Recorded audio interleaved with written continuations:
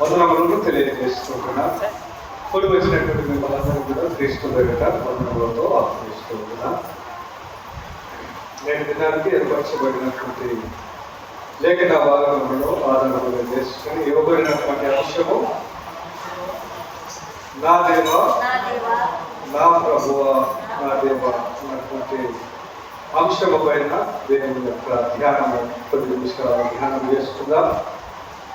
మరి పునరుద్ధారణుడైనటువంటి క్రీస్తులో ముఖాముఖిగా కలిసినప్పుడు జరిగినటువంటి విషయాలు ఈరోజు మాట్లాడుతున్నాం.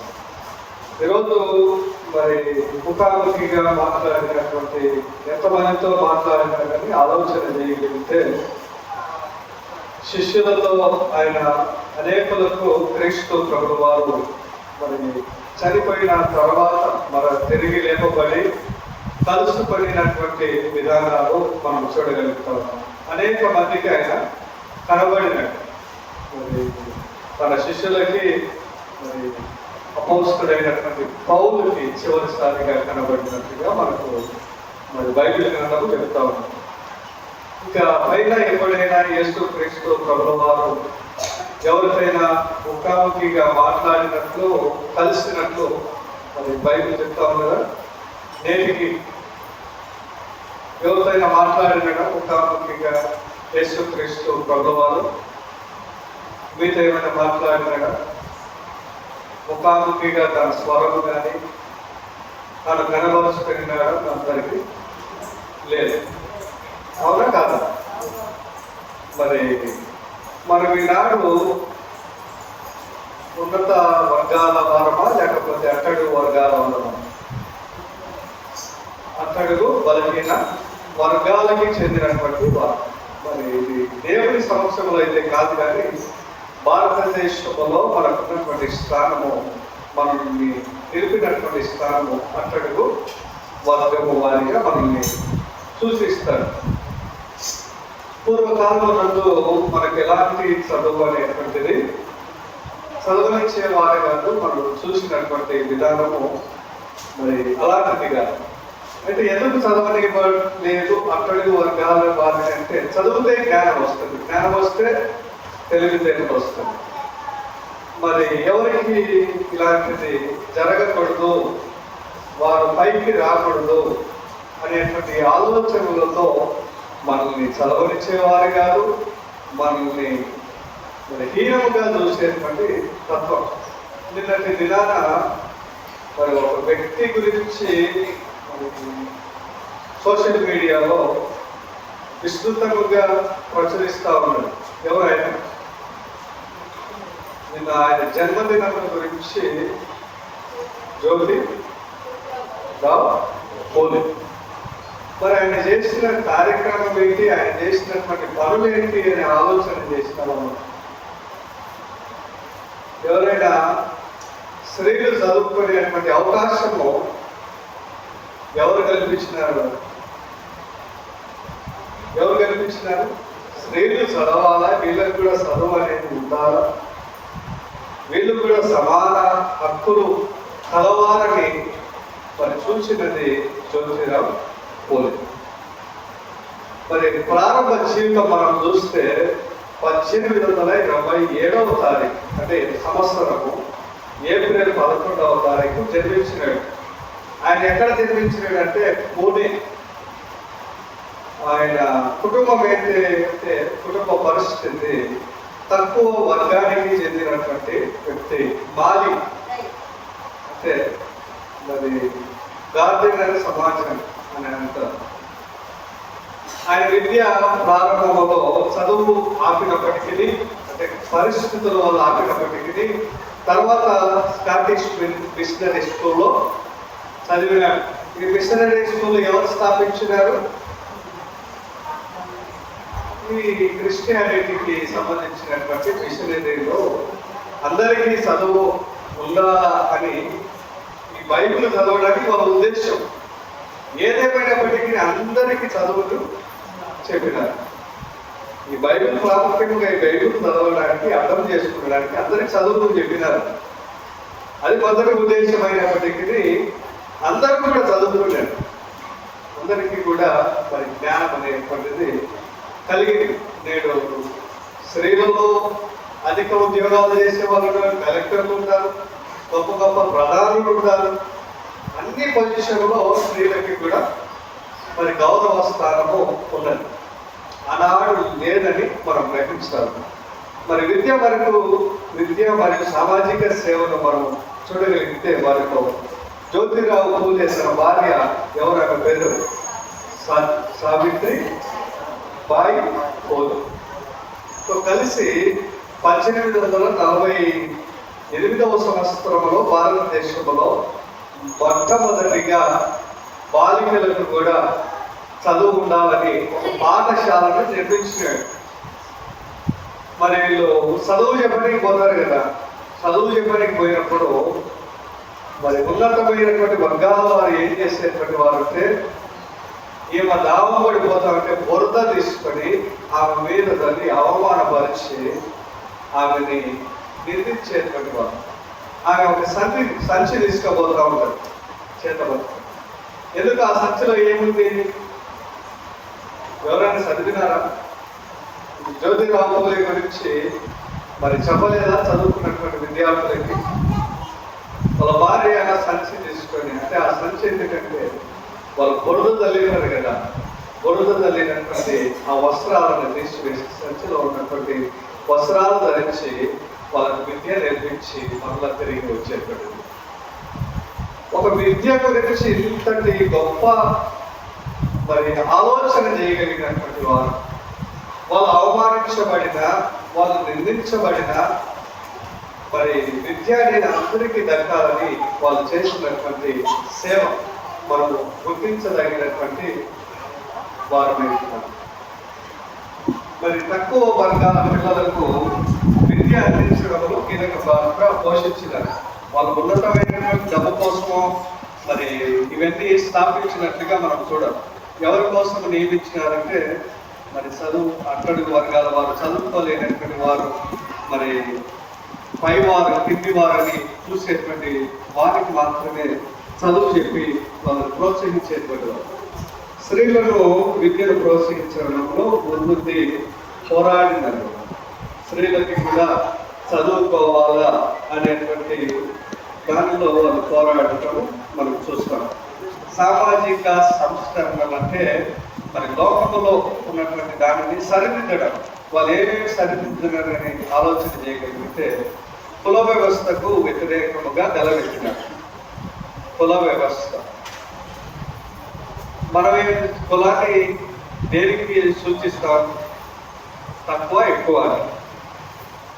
మరి మానవుడు ఒకడు తక్కువ కాదు, ఒకడు ఎక్కువ కాదు. ఎవరి దృష్టిలో? దేవుని దృష్టిలో. వీళ్ళు కూడా మానవుడు అనేటువంటి వాడు మరి తక్కువ కులము, తక్కువ వ్యవస్థకు చెందిన వాడని ఇక్కడ మరి లేదు, వ్యతిరేకముగా పోరాడినారు. ఎవరు కూడా తక్కువ కాదని. దళితపై జరుగుతున్నటువంటి అన్యాయములను బట్టి వాళ్ళు హెచ్చరించేటువంటి వారు. నేటికి జరుగుతూ ఉన్నాయి కానీ మాట్లాడేటువంటి ఇలాంటి వారు లేరు నేటి సమాజంలో. ఏమి లేదు, మా కుటుంబానికి రాలేదు కదా, వారికి కదా జరిగేది అని ఆలోచనలు చేస్తూ ఉన్నారు. వారికి వస్తే నీ దగ్గరికి రావడానికి ఎంత సమయం పడుతుంది? ఏ సమయం పడదు. రేపు వారికి జరగచ్చు, రేపు నీకు జరగచ్చు. మాట్లాడేటువంటి హక్కు నీకు ఉన్నప్పుడు దాన్ని వినియోగం చేసుకోవాలి. విధుల వల్ల పునర్నిర్వహణ ప్రోత్సాహం చేశారు. మరి వీళ్ళు సత్య శోధక సమాజ్ అనేటువంటి నిర్మాణ సంస్థను స్థాపించారు. మరి సంస్థ ద్వారా సమానత్వము, న్యాయం కోసం కృషి చేసినాడు. సమానత్వం, స్త్రీ భేదం లేదు, ఉన్నవాడని లేదు, కులం లేదు, ఇవన్నీ ఆయన మరి చేసినాడు. ఇన్ని పోరాటాలు పోరాడి ఆయన ఎన్నో సంవత్సరంలో చనిపోయినాడంటే 28వ తారీఖు నవంబర్ 1890 సంవత్సరంలో చనిపోయినాడు. మరి మనము కూడా ఇలాంటి వ్యక్తులను మనం చదువుకోవడానికి కారణమైనటువంటి వ్యక్తులను జ్ఞాపకం చేసుకోవడము చాలా ప్రాముఖ్యం. నేను బైబిల్ చదువుతా ఉన్నామన్నా, నేను సమాజంలో ఉన్నతమైనటువంటి స్థితుల్లో ఉన్నామన్నా, అది ఎవరు ఇలాంటి అనేకమైనటువంటి వారు పోరాటము వలనే మనకు చదువు అనేటువంటిది దక్కిందనేది మనం జ్ఞాపకం చేసుకోవాలి. స్త్రీలకైతేనేమి, పురుషులకైతేనేమి. ఇప్పుడు గొప్ప స్థానంలో ఉన్నారా లేదా? మన వర్గాలు కాదు, ఎన్ని స్థాయి వర్గాలు కాదు, వారు అనేకమైన మనం తక్కువ కులము వ్యవస్థ కలిగిన వారు గొప్ప స్థాయిలో ఉన్నారని మనం గ్రహించాలి. నేడు యేసుక్రీస్తు వచ్చేసరికి కులము లేదు, మతము లేదు, అందరూ కూడా సమానులే. అందరికీ తన ప్రేమను సమానముగా పంచినట్టుగా బైబిల్ చెబుతా ఉంటుంది. మనం చూస్తే ఇక్కడ అంశముగా నా ప్రభువా నా దేవా, మై లార్డ్ మై గాడ్ అనే మాట మనం చూడగలుగుతాం. మరి ఎవరు ఎందుకు ఈ విధంగా మాట్లాడగలుగుతా ఉన్నారో ఆలోచన చేయగలిగితే, మరి యెషయా 45, 21, 25 వచనాల్లో మనం చెప్తా ఉన్నాం. ఇక్కడ నిజమైనటువంటి దేవుడు ఒక్కరే, ఆయనలోనే రక్షణ ఉందని మరి యొక్క వచనాల ద్వారా మనకు తెలియపరుస్తూ ఉన్నాడు. ఈ భాగంలో దేవుడు మనకు ఒక గొప్ప సత్యాన్ని తెలియజేస్తా ఉన్నాడు. ఆయన తప్ప మరొక దేవుడు లేడు. మీకు ఆయన తప్ప మరొక దేవుడు లేడని ఆయన చెప్తున్నాడు. మరి మీరేం చెప్తున్నారు? చెప్తున్నారా లేదా? దేవుడు ఒక్కడే అని నమ్ముతున్నారా లేదా? మరి ఏం చెప్పకున్నాడు? ఆయన నీతిమంతుడును రక్షకుడు అని చెప్తాడు. ఆయన వైపు తిరిగిన వారందరికీ రక్షణ ఉంటుంది. మరి ఎంతమందిని ఇక్కడ దేవుడు ఒక్కరే అనేటువంటి మాట 21వ వచనంలో మనం చూడగలుగుతాం. నేను తప్ప మరొక దేవుడు లేడని దేవుడు స్పష్టం చేస్తున్నాడు. మనుషులు ఎన్నో దేవతలను, విగ్రహాలను ఆశ్రయించిన నిజమైన జీవము దేవుడు ఒక్కడే. మరి ఆచారాలు, పద్ధతులు ఎన్ని అనుకున్న చివరికి వచ్చేసరికి జీవము కలిగినటువంటి దేవుడు మరి యెహోవా దేవుడే, నేను తప్ప మరొక దేవుడు లేడు అని స్పష్టం చేస్తా ఉన్నాడు. మనం అది తెలియకపోకుండా మనము లోకము వైపు తిరుగుతా ఉన్నాం. మన జీవితంలో మనం ఎవరిని ఆశ్రయిస్తున్నాం? మన స్పందన ఏంటి? మరి మనుషుల లేక దేవుడా? మనుషుల పైన ఆధారపడుతున్నామా, దేవుడి పైన ఆధారపడుతున్నామా? ఇది మనం ప్రశ్నగా వేసుకోవాలి. రెండవదిగా అందరికీ రక్షణ. ఇక్కడ వాడు తక్కువ కులం వాడని, ఎక్కువ కులం వాడని, వాడు చదువుకున్న వాడని, వీడు చదువు రాని వాడని, వాడు అందము లేని వాడని, వీడు అందము కలిగిన వాడని, ఇలాంటి భేదాభిప్రాయాలు దేవునికి లేదు. భూమి అంత్యములో నా వైపు ఏమన్నాడు? భూమిలో ఉన్నటువంటి వారందరూ కూడా నా దగ్గరికి రమ్మని ఆయన ఆహ్వానం తెలుపుతున్నాడు.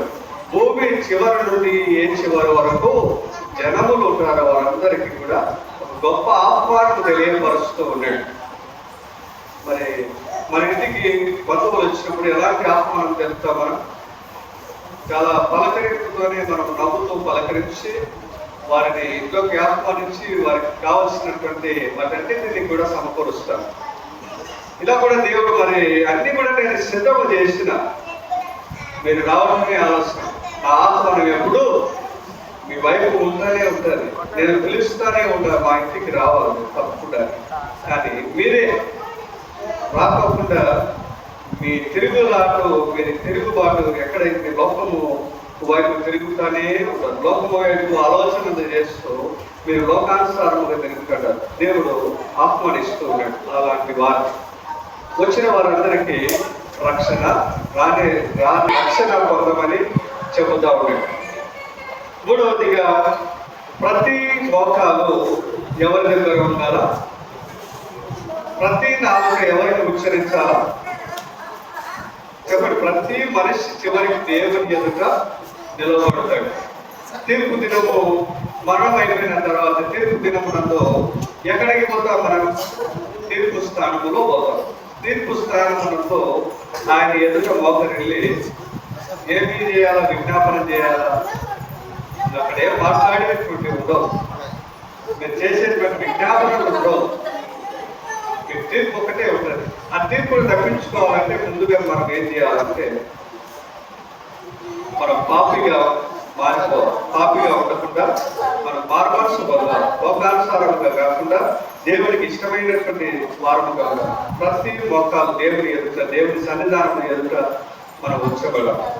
మరి మన నాలుక ఎదుటి వారి యొక్క మరి అంటే తక్కువ స్థితిని చూడకోకుండా ఒకరు ఎక్కువ అని తక్కువ అని మన నాలుక దేవుని ఉచ్చరించేదిగా, మన కుటుంబం దేవుని ఉచ్చరించేదిగా ఉండబడినప్పుడే మరి ఆయన తీర్పు స్థానంలో మనకు ఒక రక్షణ పొందగలుగుతామని మనం తెలుసుకోవడం.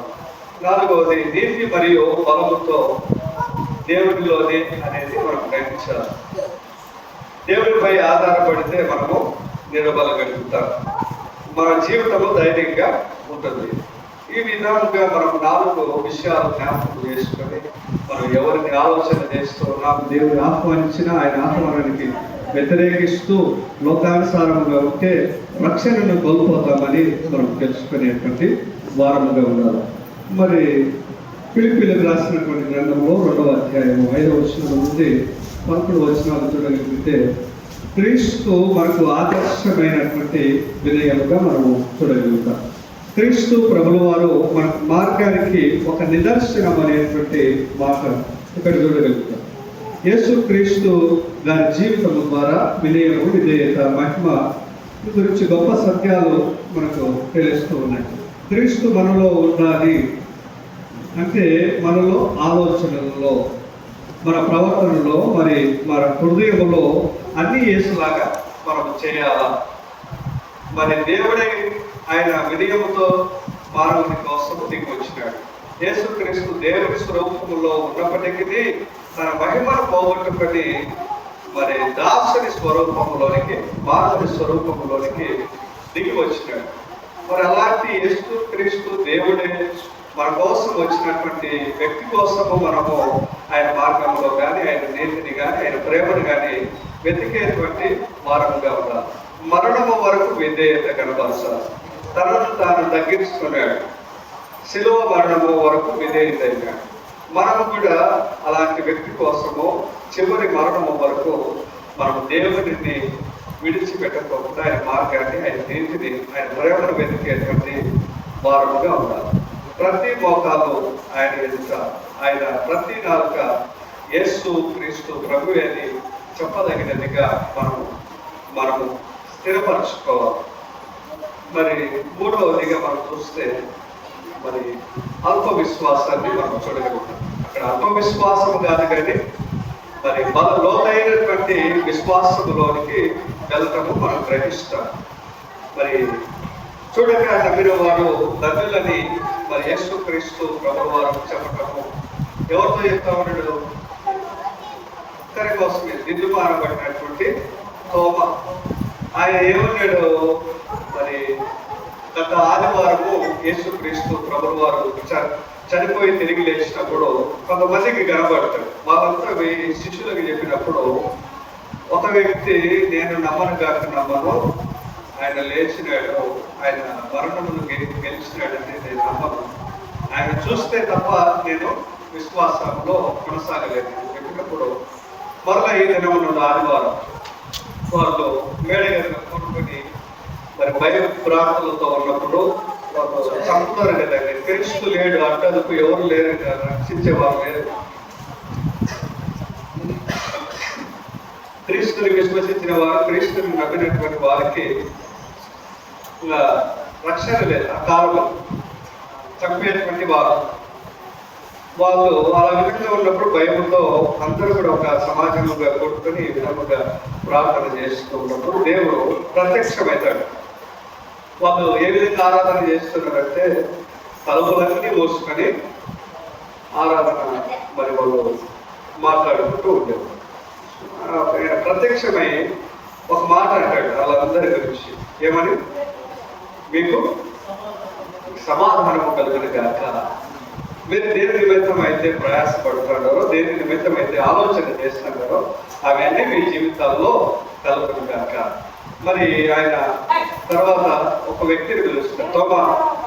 లాస్ట్ ఆదివారము నీకు చెప్పినారు కదా, అనేక నువ్వు చెప్పి వచ్చినప్పుడు మరి నువ్వు ఎందుకు నమ్మలే? చూడు, నా అరిచేయిని చూస్తే తప్ప నువ్వు నమ్మవు అని చెప్పినావు కదా, ఒకసారి నా అరిచేయితో చేయి పెట్టు, వారి పరీక్షించినప్పుడు ఆయన వేలు పెట్టి పరీక్షించినప్పుడు ఆయన అనినటువంటి మాట అయితే, నా ప్రభువా, నా దేవా. అప్పుడు ఇంకా ఆయన లోతైనటువంటి విశ్వాసంలోనికి, లోతైనటువంటి పరీక్షలోనికి దేవుడిని తెలుసుకునడానికి ఆయన ఆసక్తి చూపగలిగినాడు. నిజమైనటువంటి దేవుడు ఈయనే, రక్షకుడు ఈయననే, ఈయన తప్ప మరొకటి దేవుడు లేడని, నా ప్రభువా, నా దేవా అనేటువంటి మాట మరి పలకటము మనం చూస్తాం. అందుకు తర్వాత ఆయన ఏం మాట్లాడతాడంటే, చూచి నమ్మినవైతే నువ్వు, చూడకి నమ్మిన వారు ధన్యులు. నేడు మనం ధన్యులమని భావించాలి. మనము కూడా యేసుక్రీస్తుని చూడకోకుండా ఆయన నమ్మకము పైన ఆయన మనం బైబిల్ నమ్మి ఆయన ప్రేమను తెలుసుకుని అనేకులు చెబితేనే మనం గ్రహించి విశ్వసించిన మనము మరి వారికంటే గొప్పవారమని మనం ఆలోచన చేయాలి. నేడు మనము కూడా మరి ప్రేమలోను విశ్వాసములోను మనము దేవుడిని ప్రకటించేటువంటి వారుగా ఉండాలి. మనము కూడా నిజాన్ని తెలుసుకుని, క్రీస్తుని తెలుసుకుని, క్రీస్తు మార్గము వైపు ఆయన యొక్క మరణాన్ని జయించగలిగాడు. మరణము కూడా మనం కూడా జయించగలుగుతాం. ఆయన పర్వతములో మనందరికీ స్థానం సిద్ధపరుస్తాడు. మనము మరొకసారి ఆయన ముఖాముఖిగా కలుసుకునేటువంటి అవకాశాన్ని దేవుడు కల్పిస్తాడు. కనుక ఆ యొక్క ముఖాముఖిగా కలుసుకునేటువంటి సమయం నందు మనం అందరం కూడా ఆ దినానికి సిద్ధపడేటువంటి వారముగా, పరలోక నివాసులముగా మనం అందరం కూడా అటువంటి కార్యక్రమములు ఈ లోకంలో యేసుక్రీస్తు ప్రభువు వారు ఏదైతే చేస్తున్నారో అవన్నీ కూడా మనం కూడా సిద్ధపరిచి ఆయన నామాన్ని గణపరిచి పరలోకంలో మనందరికీ యేసుక్రీస్తు ప్రభువు వారు మరి మనందరికీ స్థానాలు సిద్ధపరచును గాక. ఆమేన్. అందులో లేచి నిలబడి మరి కార్యక్రమం చేసుకుంటాం.